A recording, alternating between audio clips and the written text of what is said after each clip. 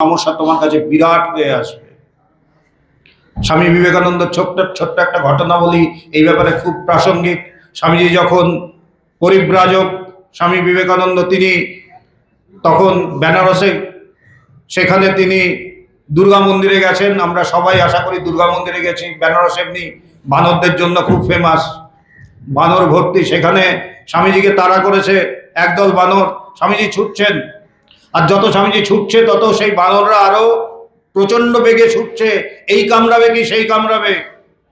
স্বামীজি ছুটছেন, হঠাৎ তিনি শুনলেন কোথা থেকে একটা আওয়াজ হলো, রুকো বেটা। স্বামীজি থমকে দাঁড়ালেন, দেখলেন রাস্তার ওপার থেকে একজন প্রবীণ সন্ন্যাসী, তিনি চিৎকার করে উঠেছেন, রুকো বেটা। স্বামীজি দাঁড়ালেন, বলছে সামনা করো। স্বামীজি ঘুরে তাকালেন, যেই তাকালেন, যেই বানরগুলো এই কামড়াচ্ছিল কি সেই কামড়াচ্ছিল, তারা পেছনে সরে আসলো। স্বামীজি তার জীবনের একটা বিরাট শিক্ষা পেলেন, এড়িয়ে যেও না, পেরিয়ে যাও। গীতাতেও কিন্তু এই একই শিক্ষা, যুদ্ধ করো, পালাবার পথ নেই। এবং তাই অর্জুন যখন শেষ শ্লোক বলছে গীতাতে, তিনি কি বলছেন? কৃষ্ণ জিজ্ঞাসা করছেন যে হে অর্জুন, তোমার কি এই শোক, এই মোহ শেষ হয়েছে? তিনি বলছেন, আমার শোক এবং মোহ শেষ হয়েছে, এবং তুমি যা বলবে আমি তাই করব। এই যে কথা, এই জন্যই কিন্তু গীতা, যে যুদ্ধ করো, যুদ্ধায় কৃত নিশ্চয়। ইন্টারন্যাশনাল বেদান্ত সোসাইটির পক্ষ থেকে আপনাদের প্রত্যেককে আমি আন্তরিক কৃতজ্ঞতা জানাই, এবং পরমার্থ সাধক সংঘকে আমাদের আন্তরিক কৃতজ্ঞতা আমাদের এই সুযোগ দেওয়ার জন্য। জয় ভগবান। স্বামীজির শ্রীচরণে কোটি বন্দন। যেই মহাপুরুষের পুণ্য স্মরণে আজকে এই গীতার কথা আমরা শুনছি, ওনার টাইম রেস্ট্রিকশনটা খুব স্ট্রং। আমি দেখেছি ঘড়ি সবার মধ্যে।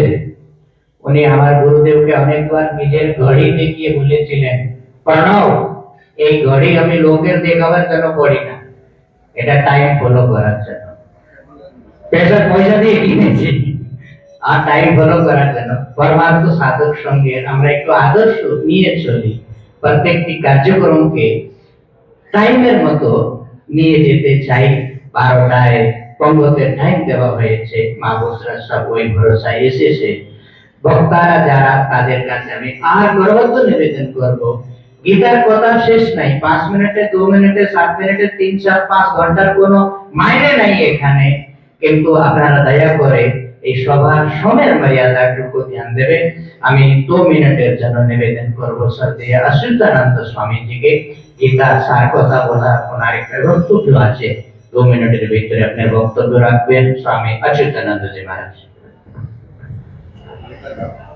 আমি আমার ভগবানকে শতকোটি প্রণাম জানাই।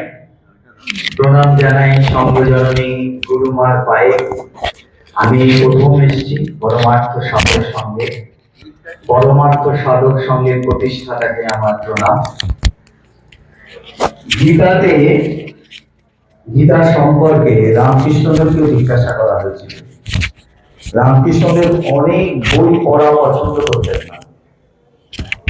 শব্দ জালম মহারণ্য চিত্ত বিভ্রম কারণ।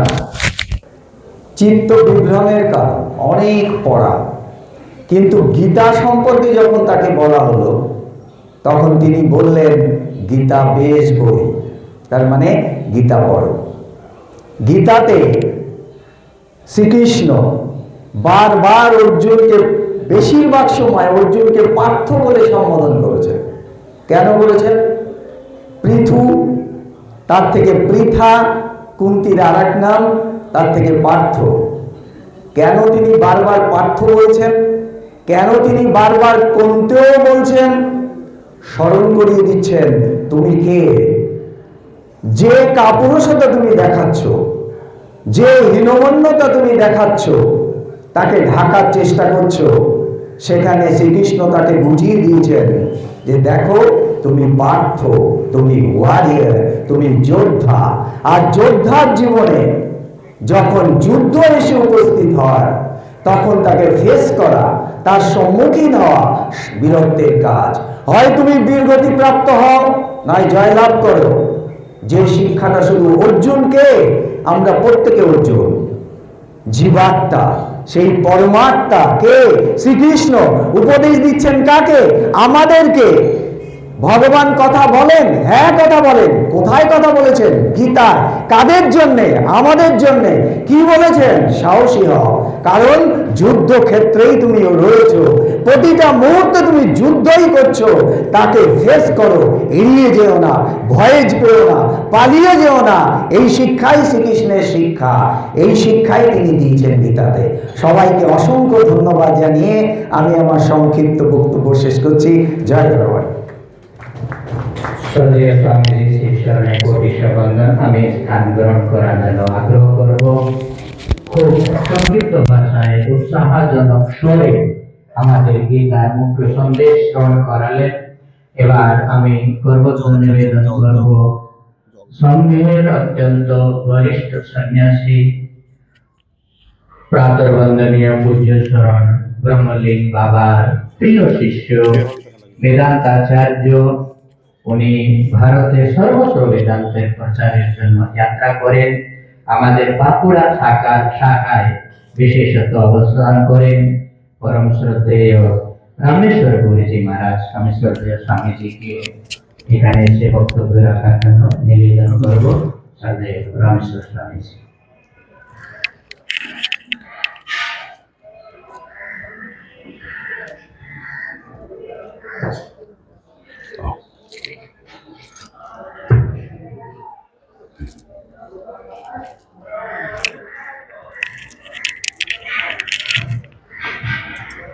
সময়টা 5 মিনিট। হরি ওম তৎসৎ। শ্রী সদ্গুরবে নমঃ। মঞ্চে উপবিষ্ট পরমার্থ সাধক সংঘের বর্তমান সংঘগুরু মহারাজজি তথা বিশিষ্ট মঞ্চে উপবিষ্ট সন্ন্যাসীবৃন্দ এবং ত্যাগের প্রতীক এবং আমাদের পথ চলার সাধন যারা আমাদের উপদেশ দেন, সেই সমস্ত সন্ন্যাসীবৃন্দ, মাতৃবৃন্দ, আজ শ্রী শ্রী গুরুজি মহারাজের স্মরণ সভা। গুরুজি মহারাজের আশ্রয় অনেক অনেক বছর পূর্বে নিয়েছিলাম। 1970 সালে এখানে আসার জন্য, মানে গুরুজি মহারাজের তখন আশ্রম ছিল কাশীতে এবং সেটাই প্রধান কার্যালয় ছিল। তাকে যখন আমি জানালাম পূর্বাশ্রম থেকে যে আমি আপনার কাছে থেকে কিছু শিক্ষা গ্রহণ করতে চাই, তিনি কিছু শর্ত রাখলেন। বেশ কিছু শর্ত দিয়ে দিলেন যে এই শর্ত মেনে তুমি যদি থাকতে পারো, শর্তগুলো যদি মানো, তাহলে তুমি আমার কাছে থাকতে পারবে। আর যদি শর্ত না মানো, তাহলে কিন্তু তোমাকে যেখান থেকে এসেছো সেখানে ফিরে যেতে হবে। ভীষণ কঠিন শর্ত। তা আমি সাহস করে গেলাম, গুরুজি মহারাজের আশ্রয় পেলাম। সেই 70 সাল থেকে আশ্রয় পেয়ে এসেছি। আর এখন 2025, মানে প্রায় 55 সাল হয়ে গেছে। তো গুরুজি মহারাজ প্রতি পদে পদে আমাকে উপদেশ দিতেন নানাভাবে, নানা ছলে। এবং তিনি যে খুবই দয়াময়, করুণাময়, এটা আমি অনুভব করেছি। কাশীতে সেই সময় যখন একজন ইনচার্জ ছিলেন, তিনি আমাকে একটা কাজ করতে বলেছিলেন, কিন্তু কাজটা আমার ভুলভাবে হয়ে গিয়েছে। তিনি তো এই মারে তো সেই মারে, এরকম অবস্থা ইনচার্জ মহাশয়। আর গুরুজি মহারাজ কাছে দেখে বললেন যে তুমি এটা এইভাবে করে নাও, ঠিক হয়ে যাবে কাজটা। যে কাজটা ভুল হয়েছে সেই কাজটা কিভাবে শোধরানো যায় সেটার উপায় বলে দিলেন গুরুজি মহারাজ, এবং সেইভাবে করে ওটা ঠিক করে নিলাম। এবং আমাকে বেশ পরিশ্রম করতে হয়েছিল, আর সেই সময় আমার পকেটে পয়সাও ছিল না। গেলাম সে হেড পোস্ট অফিসে, সেখান থেকে গিয়ে গুরুজি কৃপায় সব হচ্ছে, মানে লেটার বক্সে কোনো একটা চিঠি দিয়ে দিয়েছি, সেটা ফেরত চাই আমার। তো আমি সেই লেটার বক্সের কাছে বসে আছি, কখন পোস্টম্যান ওটা খুলবে। তো 1 ঘন্টা বসার পর তিনি আসলেন। আমি বলে, এই দাঁড়া দাঁড়া, আমার ওই চিঠি আছে, চিঠিটা দাও। বলে, আমি তো চিঠি দিতে পারবো না আপনাকে। বলে, তুই কি হবে, আমার তো চিঠির একান্ত প্রয়োজন, গুরুদেব বলেছেন ওটা দরকার আমার। বলে, আমার সাইকেলের পেছনে বসেন। হেড পোস্ট অফিসে নিয়ে গেলেন, তারপরে সেখানে উনি ব্যবস্থা করে দিলেন এবং সেটা আমি ফিরে পেলাম। তারপরে অনেক দূরে নিয়ে চলে গেছে, আমার পকেটে পয়সা নেই।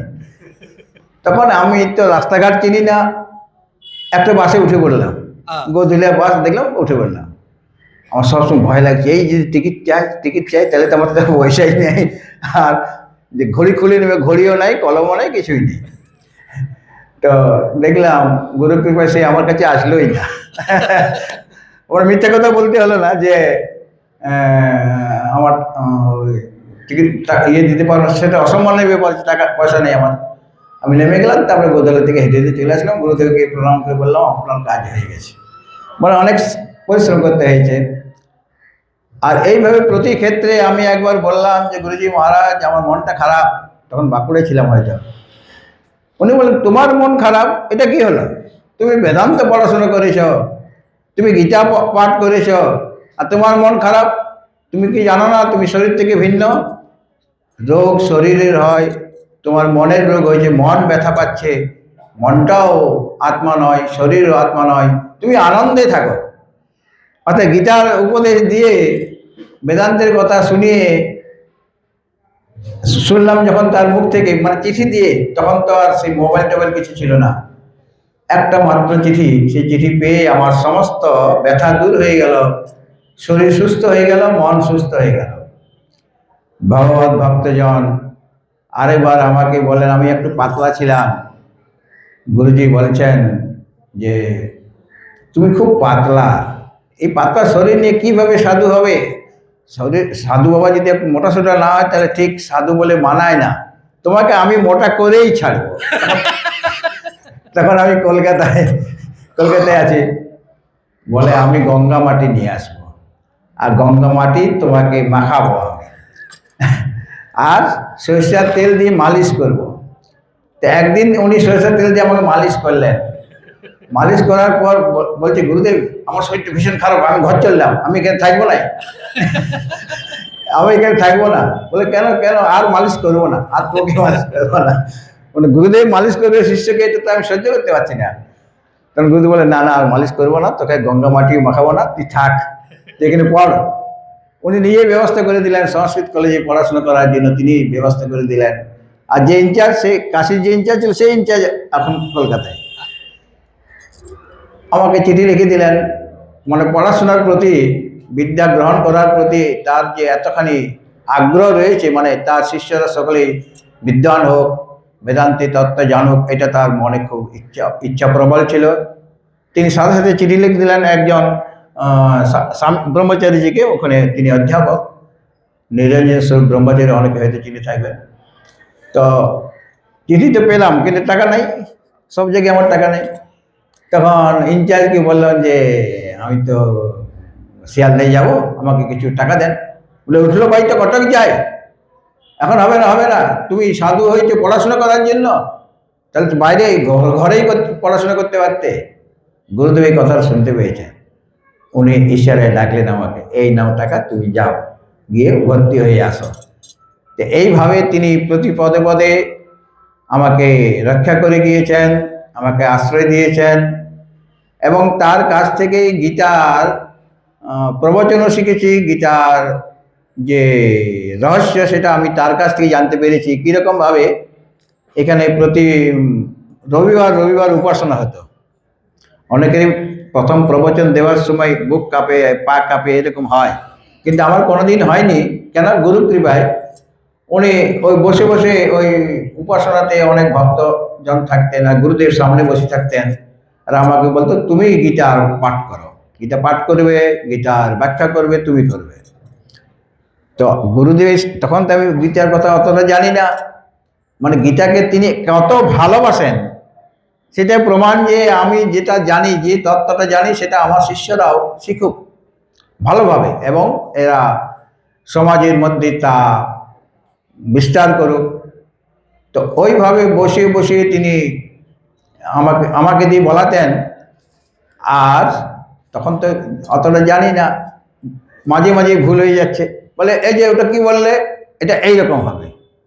এইভাবে করতে করতে আমি ওই বিষয়ে কুশল হয়ে গেলাম।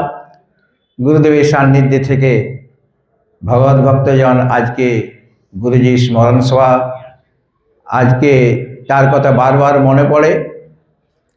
আর অনেক অনেক গুরুজির বিষয়ে আমার কবিতাও আছে আর কি। আর এই যে স্মরণ সভা হচ্ছে, এটা একটা কবিতা দিয়েছি, দেখে থাকবেন, হয়তো দেখেন নাই তো, দেখে থাকবেন। তো আপনাদের সাধু সন্তদের কথা উল্লেখ করা হয়েছে, এবং তারা আনন্দময়, আনন্দ স্বরূপ তারা সকলে। গুরুজি মহারাজ আমাদের সেই আনন্দের দিকে নিয়ে গিয়েছেন। তিনি যেমন নিজে আনন্দ স্বরূপ ছিলেন, সবসময় হাসি মুখেই থাকতেন, আমাকে মারধর করেন, কিন্তু অনেকে মারধর খেয়েছে আর কি। কেননা তিনি বুঝতে পেরেছিলেন মার দিলে এই বেচারির শরীরটাই বোধহয় ভেঙে যাবে, এই জন্য মারধর করেননি, কিন্তু বকাঝকা করেছেন। এবং কিসের জন্য বকছেন, তিরস্কার করছেন কিসের জন্য? যেমনভাবে ভগবান প্রথমেই অর্জুনকে তিরস্কার করেছেন, অসুচ্চানন্ন শৌচস্তম প্রজ্ঞাবাদাং সভাসসে গতাসু ন গতাসুঞ্চ নানু শৌচন্তি পণ্ডিতা। এরকমভাবে গুরুজি মহারাজ মাঝে মাঝে আমাকে খুবই তিরস্কার করেছেন। সেই তিরস্কার করাটা কিসের জন্য? নিজের স্বরূপকে খুঁজে পাওয়ার জন্য। আজকে বিশেষ দিনে, এই শুভ দিনে তার চরণ কমলে শতকোটি প্রণাম জানিয়ে আমি আমার বক্তব্য এখানে বিরাম দিচ্ছি। হরি ওম তৎসৎ, পরমাত্মনে নমঃ। শ্রদ্ধেয় স্বামীজির শ্রীচরণে শতকোটি বন্দন। আসলে 55 years long রিলেশন, এই রিলেশনের যে ডেপথ আর যে ইমোশনস, অনুভূতি, তার জন্য সময়ের প্রয়োজন, কিন্তু খুব গুরু শিষ্যের সম্বন্ধের যে হার্দিকতা, সেটা আমরা শ্রদ্ধেয় স্বামীজির শ্রীমুখ থেকে শ্রবণ করেছি। স্বামীজির শ্রীচরণে কোটি বন্দন। সময় তো অনবরত গতিতেই চলে যাচ্ছে। আমি এক কথা বলে শ্রদ্ধেয় স্বামীজিকে নিবেদন করব, সরেশ্বরানন্দ গিরিজি মহারাজকে বক্তব্য রাখার জন্য। বাবার সান্নিধ্য, বাবার যে শেষ পরিপক্ব যে বয়স, সে বয়সেই আমি পেয়েছি। হয়তো প্রায় 17-18 বছরের অবধি বাবার সান্নিধ্যে ছিলাম। ওনার একটি কথা যেটা আমার মনে একদম দাগ কেটেছে, যে মহাপুরুষ গীতার সন্দেশটাকে কিভাবে গ্রহণ করে বা কিভাবে শিষ্যদের উপদেশ করে, এটা এরকম ভাবে গীতাকে মেনে বুঝে উপদেশ করার পদ্ধতিটা আমি কোনোদিনই কারোর মুখে শুনি না। কিন্তু ওটা অদ্ভুত ভাবে বললেন। ওই কথাটা 2-3 বার বললেন আমাকে। একবার কলকাতা আশ্রমে বললেন, উপরে বসেছিলেন বাবা, আমি গিয়েছি, কথোপকথন হচ্ছে, ওই প্রসঙ্গে বাবা বললেন যে দেখো, লোকেরা মনে করে যে আমি খুব পরিশ্রম করে পরমাত্ম সাধক সঙ্গ গড়েছি, এখানে ছেলেরা থাকছেন, সাধকরা আছেন, ভক্তরা আছেন, আগরতলা আশ্রমেও কিছু আছেন, বাঁকুড়াও আছেন, রাঁচিতেও আছেন, অনেক বাবার পরিচালনায় আশ্রমগুলো চলছে, কাশীতে, হরিদ্বারে। কিন্তু আমি কি মনে করি, আমি বললাম বাবা আপনি কি মনে করেন? লোকেরা হয়তো মনে করে যে বিষ্ণুপুরী সবাইকে খাওয়ায়, কিন্তু আমি তা মনে করি না। আমি বললাম যে আপনি কি মনে করেন? বলে সবাই তো নিজের নিজের প্রারব্ধ নিয়ে আসছে, যার প্রারব্ধে যা লেখা সেটা ভোগ প্রাপ্ত করছে। হয়তো উল্টাও হইতে পারছে যে ওদের প্রারব্ধের জন্য বিষ্ণুপুরীজির অন্ন যোগান হচ্ছে, ভাত যোগান হচ্ছে। এই যে দৃষ্টিকোণটা, আমি কর্তা নেই, আমার কর্তৃতা নেই, আমি নিমিত্ত মাত্র, এটা গীতার মেন সন্দেশ, এটা ওনার জীবনের বটম লাইন ছিল। এই সেম কথাটা কিছু বছর পরে একদম শেষ বয়সের দিকে হরিদ্বার আশ্রমে আমাকে বলছেন, এই পরমার্থ সাধক সঙ্গ নিয়ে চর্চা চলছিল, বলে দেখো আমি কিছু করিনি বাবা, এই যে তোমরা এতজন আছো আশ্রমে, সবাই তো নিজে নিজের প্রারব্ধ মতোই ভোগ পাচ্ছ, হয়তো হইতে পারে যে তোমাদের প্রারব্ধের জন্য বিশেষ হয়েছে, আমি তো তার মধ্যেই পড়ে গেছি।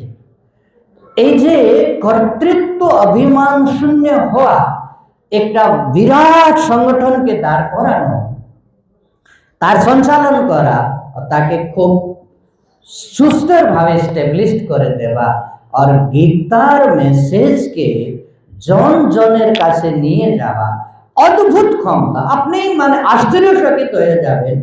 টেঙ্গাবাড়ি আসামের একটা অত্যন্ত গ্রামীণ এলাকা, যেখানে রোড নাই, লাইট নাই। ওই গ্রামে ঢুকতে গেলে অনেক দূর দিয়ে ওই নৌকায় উঠে তারপরে গ্রামে পৌঁছাতে হয়। টেঙ্গাবাড়িতে উনি গীতার প্রচার করেছেন। ওখানে তো প্রায় কেবট জাতীয় লোকেরা সব, মসলির ব্যাপার। আমি একজন স্বামীজির কাছ থেকে শুনেছি, বাবা গীতার প্রচার করতে গেছেন, ওই যে বাড়িতে থাকতেন পাশের বাড়িতে সব ওই শুকানো মাছ ধরা, ও দুর্গন্ধ, থাকা যায় না। এরকম ক্ষেত্রে থেকে গীতার মেসেজটা লোকেদের কাছ থেকে পৌঁছাছে। তারপরে আমেরিকায়, ইংল্যান্ডে উনি 18 বার গেছেন। যে বৌদ্ধিক তার চরম শিখরে বসে আছে, তাকে গীতার মেসেজ দেওয়া, আর যে একদম অন্তম শ্রেণীতে আছে তাকে গীতার মেসেজ দেওয়া, এটা যে অদ্ভুত একটা সামঞ্জস্য গীতার প্রতি আর গীতার মেসেজটা জনজনের কাছে নিয়ে যাওয়া, এটা দেখে প্রেরণাস্পদ। আমরা ওনার এই পবিত্র জীবন দেখে দেখে মানুষ হয়েছি, এটা আমাদের খুব সৌভাগ্য। বাবার ওই কথাটা আমার বারবার মনে পড়ে যে আমি কাউকে খাওয়াইনি, হয়তো এটাও হইতে পারে যে তাদের প্রারব্ধের জন্য আমিও নিজের ভোগ পাচ্ছি। ওটার মধ্যে আমি ওনার এই যে গীতার মুখ্য মেসেজ, যে আমি কর্তা নেই, আমি নিমিত্ত মাত্র, বা ভগবান যা উপদেশ করেছে তুমি নিমিত্ত মাত্র হও, সেটা ওনার জীবনের উপায় দেখতে পেয়েছি। এই শ্রদ্ধা সমান ওনার শ্রীচরণে নিবেদন করে আমি পরম পূজ্য সর্বেশ্বরানন্দ গিরিজি মহারাজ ভোলাগিরি আশ্রমের স্বামীজি, শ্রদ্ধেয় স্বামীজি এই বঙ্গপ্রদেশে বেদান্তের একজন গণমান্য মহাপুরুষ, দীর্ঘকাল কাশীতে বিদ্যার অধ্যয়ন করেছেন, দীর্ঘকাল পর্যন্ত এই বঙ্গ সমাজে গীতার মেসেজ বিতরণ করছেন। শ্রদ্ধেয় স্বামীজিকে আমি করবত্ব নিবেদন করব, এই স্মরণ সভাতে আজকের বিষয় নির্ধারিত করা হয়েছে মানব সমাজের জন্য গীতা মায়ের সন্দেশ। ব্রহ্মলীন শ্রদ্ধেয় বাবার স্মরণে এই সভা আয়োজিত হয়েছে, আর এই বিষয়ের উপরে আলোচনা চলছে। 5 মিনিটের সময় নিয়ে স্বামীজি এই যে বক্তব্য বিষয়, তার উপরে বিষয় রাখবেন শ্রদ্ধেয় স্বামীজি মহারাজ।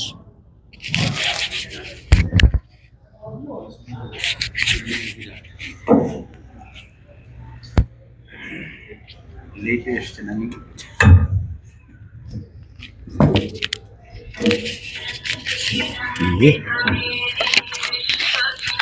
এরকম হয় বাবা, তুমি শিখতে পারলেন এটাই এরকম।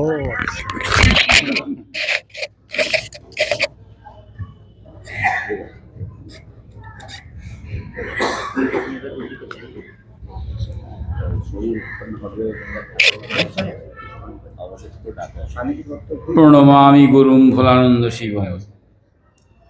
প্রণাম জানাই শ্রীমন্দিরে প্রতিষ্ঠিত বিগ্রহ চরণে উপস্থিত জঙ্গম তীর্থস্বরূপ মহাত্মা বৃন্দকে জানাই সশ্রদ্ধ সপ্রেম নম নারায়ণায়। ভক্তমণ্ডলীকে জানাই হার্দিক শুভেচ্ছা। বিষয় অনেক বড় আর সময়টা কম, তা এর থেকে আগে তো আর আসা যায় না, এত দূর থেকে আসতে অনেক সময় লাগলো। তো যাই হোক, সময়টা কম, বিষয়টা বিরাট বড়। ছোট থেকে একটা বিষয় কম ছিলাম, সেটা হচ্ছে সামারি করতে পারতাম না, বড় হয়ে যেত, লেখাটা বড় হয়ে যেত। আপনি কি শিখেছেন গীতার থেকে সেটা বলেন। তো যাই হোক, বিষয়টা দিয়েছেন গীতা থেকে কি শিক্ষা মনে পড়ে ঠাকুর রামকৃষ্ণদেবের একটি কথা। 3টে অন্ধ গিয়েছে হাতি দেখতে। একজন দেখে বলল হাতিটা দেখতে জালার মতন, একজন বলল পিলারের মতন, আরেকজন বলল কুলোর মতন। তাহলে 3টেই ছিল অন্ধ, এমনি চোখে অন্ধ ছিল না, তারা ছিল জ্ঞানান্ধ, তাদের কোনো জ্ঞান ছিল না। তা আমরা যদি গীতা সোজাসুজি দেখতে চাই, ভগবান তো গীতায় সে কথা নিজে মুখে বলেছে, রব জানান্তি মা মূঢ়া মানুষিম তনুমাশ্রিত। মূঢ় ব্যক্তিরা আমাকে জানতে পারে না, আমাকে যখন জানতে পারে না তো আমার কথা কি জানবে। তাই আমরা গীতা যখন যাই পড়তে, অনুবাদ পড়ি, নানান রকমের অনুবাদ, তখন সেখানে আমাদের ওই জ্ঞান হয়ে যায় গীতা কি উপদেশ দেয়। এই আজকের এই প্রসঙ্গটা গীতার প্রসঙ্গ, আর স্বামী বিষ্ণুপুরী মহামণ্ডলেশ্বর মহারাজের স্মরণসভা। তো আমি তখন অনেক ছোট, হরিদ্বারে যাই, তখন আমি পড়াশোনা শুরুই করিনি। তো আমি একদিন দর্শন করতে গেছিলাম, যাও সব দর্শন করে এসো, আশ্রম থেকে বলো এই একজন মহাপুরুষ এসছেন, উনি দর্শন করে এসো। সেটা কুম্ভমেলা ছিল, গেলাম হরিদ্বারে। দর্শন করা তো হলো না, দেখে চলে এলাম। দেখা দর্শনের তো অনেক তফাৎ আছে, সময়টা কম। বারবার উনি বলছেন যে আজকের বিষয়টা বলুন, আপনি গীতা থেকে শিক্ষা পেয়েছেন। তো দেখে চলে এলাম। গীতাকে যদি দর্শন করতে হয় তাহলে দর্শনকে জানতে হবে। তা আমি যখন বিষ্ণুপুরীজি মহারাজের কাছে গেলাম, উনি তখন আমাকে বললেন, তোমার তো বয়সটা কম, একটু পড়াশুনো করো, একটু সংস্কৃত অধ্যয়ন করো। আমি বললাম হয়তো অন্য বিষয়ে পড়েছি, সংস্কৃত পড়ো, সংস্কৃত না পড়লে আমাদের শাস্ত্রকে জানতে পারবে না। এবার আমি তো পড়া শুরু করলাম, ভয়ে আবার ছেড়েও দিলাম। আর ভয়ে, ওই ভয়, পড়া ছাড়ার ভয়ে আর ওনার কাছে যেতে পারতাম না। দীর্ঘদিন আর যাইনি ভয়ে, যে গেলে তুমি জিজ্ঞাসা করেন পড়ছো। তারপরে অনেক দিন পরে আমার সঙ্গে ওনার সঙ্গে যোগাযোগ ছিল, যখন আমি পড়া শুরু করেছিলাম, হরিদ্বারের পড়া শেষ করে যখন আমি কাশিতে গেলাম, তারপর আমি কুম্ভমেলায় গেলাম, আবার ওনার কাছে গেলাম যে মহারাজ আপনার নির্দেশে আমি পড়া শুরু করেছি, এবং কয়েকজন আমাকে পড়ার জন্য প্রেরণা দিয়েছেন। তা আমি ওনাকে একটি কথাই বলেছিলাম, যে স্মৃতিচারণটা আজকে করে শেষ করবো, 5 মিনিট সময় তো বোধহয় হয়েই গেল। তো ওনার কাছে গেলাম, কি বলে মহারাজ যখন পড়া শুরু করলাম তখন অনেকের সঙ্গে দেখা হলো, ওনারা কেমন আছে, নাহলে আর বলবেন না পড়াশোনা নিয়ে খুব কষ্টে আছি। আরে মশাই, পড়াশোনাটা কেন ঘাড়ে নিয়েছেন? সাধু হয়েছেন, ঘুরে বেড়াবেন, ভান্ডারা খাবেন আর ঘুরে ঘুরে বেড়াবেন, ভান্ডারা খাবেন, পকেটে পয়সা নেবেন, ঘুরে ঘুরে বেড়াবেন, এসে ঝামেলা ঘাড়ে নিয়েছেন কেন? মনটা দমে গেল, কি হলো রে বাবা, পড়াশুনো শুরু করে এই কষ্টের মধ্যে আবার ঢুকে গেলাম। এবার পরীক্ষা দিতে চিন্তা হতো পাস করতে পারবো কি না, বই নেই, ছাত্র অবস্থা তো খুবই সাধু জীবনের কষ্ট। তারপরে আমি আবার একদিন ওনাকে গিয়ে বললাম যে মহারাজ এরকম হয়, বলে তুমি দেখবে যে পড়াশোনা করেছে সে কিন্তু পড়ার জন্য প্রেরণা দেবে, আর যে করেনি, যে ভান্ডার খেয়েই বেড়ায়, সে কিন্তু তোমাকে বলে ভান্ডার খেয়ে বেড়াও। এইবার আমি তো সবাইকেই বলি, যাকে দেখি তাকেই বলি কেমন আছেন বললেই বলি যে পড়াশুনো নিয়ে কষ্ট। তখন তিনি বলেন ভালো করে পড়ো, পড়াটা দরকার। কী বিষয়ে তোমার কষ্ট হয়? আমি বললাম এই হিন্দি কম্পালসারি, আমাদের হিন্দি ছিল প্রথম আয় মধ্যমা পর্যন্ত। তো হিন্দি পড়তে কষ্ট হয়। বল কত পেলে পাস, 100-র মধ্যে কত পেলে পাস? আমরা 30-এ বেশি 31 পাওয়ার চেষ্টা করবেন, নিজের বিষয়ের উপর জোর দিন। এইবার হিন্দিভাষীরা আমাদের বলে কেন, আরে বাঙালি লোক সব খাতে হ্যাঁ, রুটি ভি খাতে, চায় ভি খাতে, দুধ ভি খাতে হ্যাঁ, পানি ভি খাতে হ্যাঁ। তো আমাদের খুব সেন্টিমেন্টাল লাগলো, আরে বাঙালি লোক সব খাতে হ্যাঁ। এবার গবেষণা করে দেখা গেল যে ওরা চাটনিও খায়। तो मैंने पूछा एक बार कोई मिल जाते हैं तो पूछता हूँ भाई आप लोग चटनी को खाते हो ना, रोटी खाते हो, चावल खाते हो, चाय पीते हो, ठीक है, बंगाली तो सब खाते हैं। तो हाँ चटनी भी खाते हैं। अरे भाई चटनी कैसे खाते हो? जैसे बंगाली लोग चाय को चबा चबा के खाते हैं, वैसे ही आप लोग चटनी को चबा चबा के खाते हो। जिस दिन से आप चटनी को चटनी लग जाओगे उसी दिन से बंगाली लोग जो चाय को पीने लग जाएंगे। पहले आप चटनी को चटनी लग जाओ। आप किसी कोई पूछे तो बता देना कि मैं चटनी चाट ली, चटनी हमसे चटी गई, और तब हम कहेंगे कि चाय पी गई, मेरे से चाय पी गई, मैंने चाय पी ली, तब हमसे এই করবার জন্যে, আমার হিন্দিটা ভালো করে করবার জন্যে এই বিষয়টা আমার একটু কম হয়ে গেছিলো, শাস্ত্রীতে গিয়ে একটু কম হয়ে গেছিলো, আচার্যতে গিয়ে আমি সেটাকে মেকআপ করে নিয়েছিলাম। তো এই যে পড়ার মূলে, আজকে আমি মহারাজকে বলেছিলাম মহারাজ আসতে পারবো না, শরীরটা খারাপ, উনি আবার ফোন করলেন না আসতেই হবে। তো যাকে আজকে যে ওনার স্মৃতিচারণ, এটাতে আমার খুব ভালো লাগলো যে উনি আমাকে পড়ার সম্বন্ধে যে ও কয়েকজন প্রেরণা দিয়েছিলেন, তার মধ্যে উনি কিন্তু একজন, যে তুমি পড়াশুনো করো। আজকে পড়াশুনো করেছি, আমি খুব আনন্দে আছি।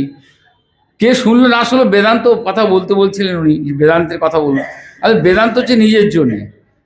আর আর আমাদের বাংলায় তো বিশেষ করে ভাগবতের গল্প না বলে কেউ ডাকবে না। আমি গীতা পাঠ করি আর ভাষ্য করছি, 5টা টিকার উপরে আমরা ক্লাস করি গীতার, 5টা ছাত্র। আর যখন ভাগবত পাঠ করতে যাই, স্টেজে গিয়ে যখন ভাষণ দিই না, প্রচুর লোক হয়। তো যাই, ঠিক আছে, যেখানে যেমন সেখানে তেমন। এখানে ভাগবতের দেশ, ভাগবতের কথাই হয়। কিন্তু পাতঞ্জল যোগ দর্শনে রাধা আর কৃষ্ণের যে মিলনের কথা বলেছেন, তার দুটো সখী ললিতা বিশাখা সুন্দর ব্যাখ্যা করেছেন পাতঞ্জল যুগ দর্শনে, ভাষ্য করেছেন ব্যাসদেব। আর আমাদের দেশে বলছেন যে এই বাংলায় যে ব্যাসদেব যখন আনন্দ পেলেন না ব্রহ্মসূত্র রচনা করে, তখন তিনি ভাগবত রচনা করলেন। এইবার পাতঞ্জল যোগ দর্শনের ভাষ্য, ব্যাসদেবের ভাষ্য, আর ভাগবতের যে ভাষা, ব্যাসদেবের রচনা, দেখুন দুটো হেল অ্যান্ড হেভেন তফাৎ। তাহলে কি করে এক ব্যক্তির রচনা হয়? ঘটনাটা হচ্ছে ওই গদিতে যে বসেছে সেই লিখেছে ব্যাসদেব বলে। এটা এগুলো বলতে গেলে হয়তো মারতে আসবে লাঠি নিয়ে। যেমন ধরুন, আমি মহারাজকে বলছিলাম সেদিন, যে শঙ্করাচার্যের লেখা একটা দেব্য অপরাধ সমাপন স্তোত্র আছে। তার মধ্যে উনি লিখছেন, মায়া পঞ্চাশেতে হৃদয়মুপনীতে তু বয়সী ইদানীম মে মাতস্তব যে কৃপা নাপি ভবিতা নিরলম্ব লম্ব দরজন নিগময়ামি শরণম। আমার এখন 85 বছর বয়স, মানে 85 বছর বয়স হয়েছে। মা, তুমি যদি কৃপা না করো, কবে তুমি কৃপা করবে? আচার্য ভগবান আদি শঙ্করাচার্যের কি 85 বছর বয়স হয়েছিল? এই রকম ভাষা দেখতে হবে। একটা স্তোত্র নিয়ে আমার মহারাজের সঙ্গে কথা হচ্ছিল, শ্রীধর মহারাজের সঙ্গে, যে গোবিন্দ ভজ গোবিন্দ ভজ গোবিন্দম ওই পর্যন্ত বলি শ্রেষ্ঠ ছিল। পরের লাইনটা হচ্ছে প্রাপ্তের সন্নিহিতে মরণে নহিন নিরক্ষতি ডুকিংকরণে, যেটা আচার্য বলতে পারেন না। কারণ আদি শঙ্করাচার্য তার ভাষ্যে পাণিনি ব্যাকরণকে স্থান দিয়েছেন। তা তিনি কী করে বললেন নহি নহি নিরক্ষতি ডুকিংকরণে? তো এটা দেখতে হবে, আমাদের ভাষাগত জিনিস দেখতে হবে। দেখে তারপরে আমাদের একটা মন্তব্য করতে হবে। বলে দিলাম যে এটা শঙ্করাচার্যের রচনা না, বা এটা শঙ্করাচার্যের ঘাড় ফেলে দিলাম। দেখবেন একটা বইয়ের মধ্যে লেখা আছে জগন্নাথ স্তোত্র, সেটা করেছেন আদি শঙ্করাচার্য কদাচিৎ কালিন্দি, যে জগন্নাথ স্তোত্র সেটা পড়েছে গিয়ে চৈতন্য মহাপ্রভুর ঘাড়ে। চৈতন্য মহাপ্রভু ওটা পাঠ করছিলেন পুরীতে দাঁড়িয়ে। বিশিষ্ট বইয়ের মধ্যে লেখা আছে যে জগন্নাথ স্তোত্রটা চৈতন্য মহাপ্রভুর লেখা। আসলে কিন্তু এখানে গোলমাল। তা আমাদের এইটা, স্তব কুসুমাঞ্জলিতে বোধহয় এরকম কথা আছে। আমি কোনো বইয়ের নাম বলতে চাইছি না, কোনো বইয়ের মধ্যে লেখা আমি দেখেছি, সেখানে লেখা আছে চৈতন্য মহাপ্রভুর রচনা, আদি শঙ্করাচার্যের, আদি শঙ্করাচার্যের রচনা গ্রন্থ বই আমার কাছে আছে, প্রমাণ আমি দেখিয়ে দিতে পারি। হরিওম তৎসৎ। আজকে বাক্য পুষ্পাঞ্জলি অর্পণ করলাম, সময়টা তো পার হয়ে গেছে, বাক্য পুষ্পাঞ্জলি অর্পণ করে শেষ করলাম। হরিওম তৎসৎ। সবাই বললেন গীতার শিক্ষা কোথায় বললেন? 5 মিনিট, ওটাই তো ছেড়ে দিয়েছে। 5 মিনিট সময়। না, ঠিক আছে, ঠিক আছে। সংহার করতে। হ্যাঁ, হ্যাঁ, হরিওম। এই কোথায় গেলে রে বাবারা? আসো এখন মহারাজকে, আমার মনে হয় এটা প্রথম উদ্ঘাটন করে তারপর বলবেন, না কি করবেন? হ্যাঁ, আচ্ছা, এক সেকেন্ড। মহারাজ কয়েকটা প্রশ্ন উঠিয়ে দিয়েছেন, একটু উত্তর দিয়ে দিই। ময়া পঞ্চাশীতের মানে দেব্যপরাধ ক্ষমাপন স্তোত্র, এটা আদি শঙ্করের রচনা কিনা এই নিয়ে ডিসপিউট তো আছে, এ বিষয়ে কোনো সন্দেহ নেই। কিন্তু আমি 85 বৎসরে উপনীত হয়েছি, খালি এই উক্তিটা দিয়ে বলা যায় না যেটা আদি শঙ্করের রচনা নয়। কেন বলছি? একটা দৃশ্য কল্পনা করুন। একজন দেবী ভক্ত 85 বছরের বৃদ্ধ আচার্যের শ্রীচরণে এসে পড়েছে যে আমার কি করে উদ্ধার হবে, আমি তো কিছুই জানি না, তন্ত্র মন্ত্র যন্ত্র। আচার্য তার ভাবটা নিয়ে স্বতঃস্ফূর্ত এই রচনাটা করেছেন। কবিরা বৃদ্ধ হতে পারে, জোয়ান হতে পারে, শিশু হতে পারে, সব রকমের। এটা হলো ভাবের আরূপ, এটা সাহিত্যের বিষয়। তো সুতরাং এটা ওই লজিক্যাল যদি লাগান তাহলে নাও লাগতে পারে। কিন্তু আমি বলছি না যে এটা আদি শঙ্করেরই রচনা, কিন্তু সংশয় হতেও তো পারে যে তিনি রচনা করেছেন, কারণ তার ভাষা টাষা যেরকম সেটা আর তিনি মনে করেন ঠিক আছে 85-তের বাদ দিলাম, 85 বৎসর, তিনি বলছেন আমি মন্ত্র জানি না, ন মন্ত্রম ন যন্ত্রম, আচার্য জানেন না। তো বিনম্রতা বশত মানে আমরা যখন মহাপুরুষরা কি করেন, অতি দীন হয়ে সে দীনভাবটা অবলম্বন করে ঈশ্বরকে আবাহন করেন। তো এটা একটা দিক। আর ভজ গোবিন্দমটা তো এটা মানে আশ্চর্যই লাগলো মহারাজ। নাহি নাহি রক্ষতি ডুকরি করণে, এটা তো কথাটা প্রসিদ্ধই আছে যে একজন কাশীতে ব্যাকরণ বিশেষজ্ঞ পণ্ডিত ওই বসে বসে বৃদ্ধ বয়সে ডুকরি করণে পাণিনির সূত্রের ধাতুপাঠ তিনি মুখস্থ করছেন, মানে আবৃত্তি করছেন। আচার্যের বড় দয়া হলো,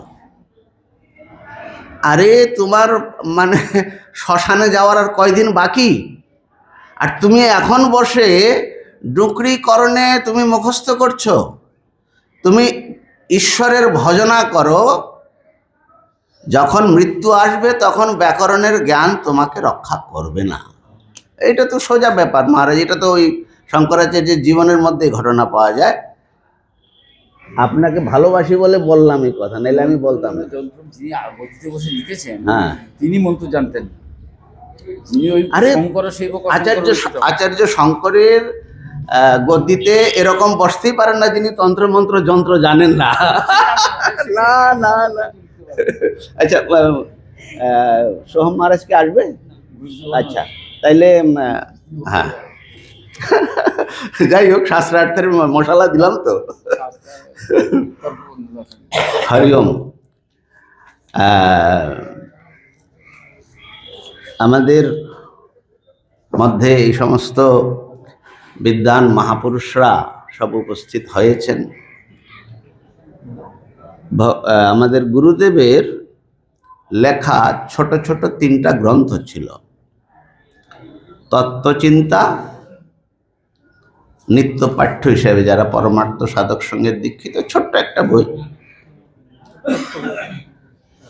আর উপাসনা, যারা দীক্ষিত তারা কিভাবে সন্ধ্যা করবে, কিভাবে তার ইষ্টের পূজন করবে, অতি সংক্ষেপে, মানে গৃহস্থ ভক্তদের কথা মাথায় রেখে লেখা। আরেকটা আরতি পুষ্পাঞ্জলি মহিম্ন, প্রতি সন্ধ্যায় আরতিতে আমরা কি বলবো, সেই সম্প্রদায় ক্রমে যা চলছে আমাদের, সেটার থেকেই নেওয়া হয়েছে। তো 3টা বই একত্র করে একটা মলাটের মধ্যে নিয়ে আসা হয়েছে, নাম দেওয়া হয়েছে তত্ত্বচিন্তা ও উপাসনা। তো এইটারই ছোট্ট ছিল, এগুলো সব এক করে তো মহারাজদের হাতে দাও। এই গুরুদেবের যখন ষোড়শী হয়েছিল 2018-তে, তখন আপনাদের সব সাধুদের দর্শন হয়েছিল একসঙ্গে। তারপরে কলকাতা আশ্রমে আর আপনাদের এই সমবেত দর্শনের প্রসঙ্গ উঠে নাই, কারণ গুরুদেবের যে নির্বাণ তিথি সেটা শরৎ পূর্ণিমা, মানে লক্ষ্মী পূর্ণিমা। তো পুজোর সময় আমরা এখানে থাকি, কিন্তু ওই সময়ে মহাত্মাদের একত্র করা কঠিন, সকলেরই কিছু না কিছু থাকে। তো আমরা ওই নির্বাণ দিবসটা হরিদ্বার আশ্রমে প্রতি বছর পালন করি। সেখানেই সাধু ভান্ডারা হয় এবং তার স্মৃতি উপলক্ষে আমরা একটা সাধনা শিবিরের আয়োজন করি, সপ্তদিবসীয়, যাতে আচার্যরা বেদান্তের বিবিধ বিষয় ব্যাখ্যা করেন, অনেক সাধকরা আসেন। আবার ঠিক এপ্রিলও একটা, গুরুদেব যখন থাকতেন হরিদ্বারের শেষ দিকটায়, তো বৈশাখ মাসটা তিনি খুব, বৈশাখে তোমরা সবাই আসবে, এখানে আমরা পবিত্র বৈশাখ মাস পালন করব। হ্যাঁ, বৈশাখী পাঠ করতেন, বৈশাখী পাঠ করতেন, শেষের দিকে তো আমাদেরই দিতেন। তো আর বৈশাখী মানে ওই যে এর সংক্রান্তির যে স্নান, সেটা ওই দেশেও খুব প্রচলিত, পাঞ্জাবে গঙ্গা স্নান। তো তার শরীর চলে যাওয়ার পর আমরা সেই বৈশাখেও একটা সপ্তাহ সেখানে পালন করি। তো এইদিকে আর সেটা হয়ে ওঠে না। তা এবার ভাবলাম যে গীতা জয়ন্তী উৎসব তিনি স্থাপিত করে গেছেন, বার্ষিক উৎসবটা আমরা প্রতি বছর আগরতলা আশ্রমে করি। সেটা করে যাওয়ার পথে এক সপ্তাহ এখানে থেকে এই মহাত্মাদের একটু দর্শন, আপনাদের একটু আশীর্বাদ লাভ করব, এই উদ্দেশ্যে এই আয়োজনটা। আসলে এটা তার নির্মাণ দিবস বা এরকম কিছু নয়, কিন্তু তাকে নিয়েই আমরা আছি। আর হরিদ্বার আশ্রমে একটা ভবন হয়েছে, শ্রী বিষ্ণু শতাব্দী ভবন, 4 তলা একটা বিল্ডিং হয়েছে। সেখানে ভক্তরা সন্তরা গেলে খুব সুন্দরভাবে থাকার ব্যবস্থা আছে। আর আগরতলা আশ্রমে নির্মীয়মান কাজ চলছে, কিছুদিনের মধ্যে কাজ কমপ্লিট হবে। স্বামী বিষ্ণুপুরী গীতা ভবন, সেটাও কাজ চলছে। এইভাবে তাকে নিয়ে আমরা কিছু না কিছু অ্যাক্টিভিটি করতেই থাকি। তো এবার ভাবলাম যে গুরুদেব গীতা খুব ভালোবাসতেন, তো মহাত্মাদের ডেকে একটু তাদের মুখ থেকে গীতার শিক্ষা, প্রত্যেকে নিজের জীবনে গীতাকে কিভাবে নিয়েছেন সেটা একটু হোক। আর এই নতুন বইটার একটু পুনরুদ্বোধন আর কি, আগে তো উদ্বোধন হয়েইছে, এটা পুনরুন্মোচন হবে আর কি। তো মহাত্মাদের হাতে দিয়েছ, হ্যাঁ, একটু শঙ্খ বাজাতে হবে তো, আমাকেও একটা দাও। রামেশ্বর মহারাজকে দাও নি, রামেশ্বর মহারাজের হাতে দাও। এই বইটা এখন মহাত্মাদের আমি নিবেদন করছি, আপনারা এটা আবরণ উন্মোচন করে সকলকে সামনে। ওম ভদ্রং কর্ণেভিঃ শৃণুয়াম দেবাঃ, ভদ্রং পশ্যেমাক্ষভির্যজত্রাঃ, स्थिरैरङ्गैस्तुष्टुवाग् स्वस्तनूभिर्व्यसेमदेवहितं यदायुः। ॐ स्वस्ति न इन्द्रो वृद्धश्रवाः, स्वस्ति नः पूषा विश्ववेदाः, स्वस्ति नस्तार्क्ष्यो अरिष्टनेमिः, स्वस्ति नो बृहस्पतिर्दधातु।